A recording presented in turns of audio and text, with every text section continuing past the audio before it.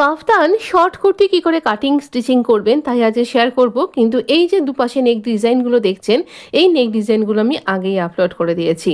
তো আপনি আমার চ্যানেলে গেলেই দেখতে পাবেন, আর অনেক দিনের আগে দিয়েছি।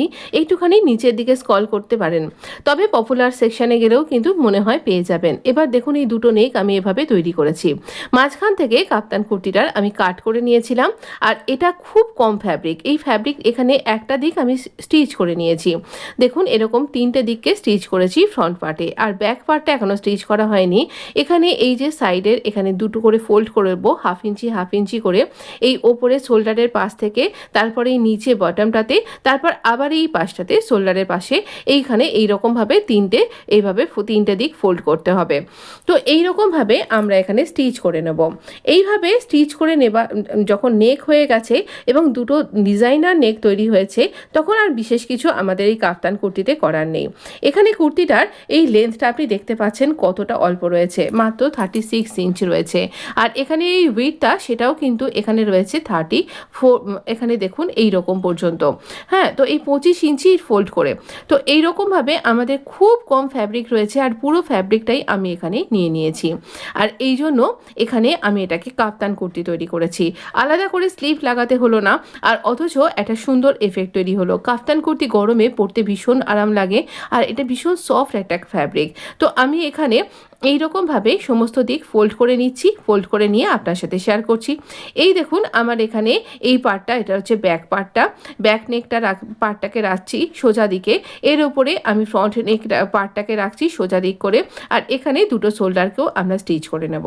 জাস্ট দুটো শোল্ডার, এখানে অ্যাকচুয়ালি শোল্ডারটা স্টিচ করার দরকার পড়ে না, এটা জোড়াই থাকে, কিন্তু যেহেতু আমি দুটো নেক তৈরি করেছি কাটিং করে নিয়ে, তাই জন্য এরকম করে স্টিচ করতে হলো। এবার দেখুন আমরা এখানে এই শোল্ডারটা স্টিচ করে নিয়েছি, আর এবার আমরা এখানে এই রকমভাবে টান করে রাখবো।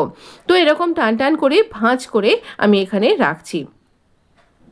এইরকমভাবে আমরা ভাঁজ করে রাখছি, সোজা দিকেই কিন্তু আপনাকে ভাঁজটা করতে হবে। এইরকম একদম পুরো কিনারিগুলোকে মিলিয়ে এই স্টিচ করার পর কিনারি মিলিয়ে ভাঁজ করে রাখবো।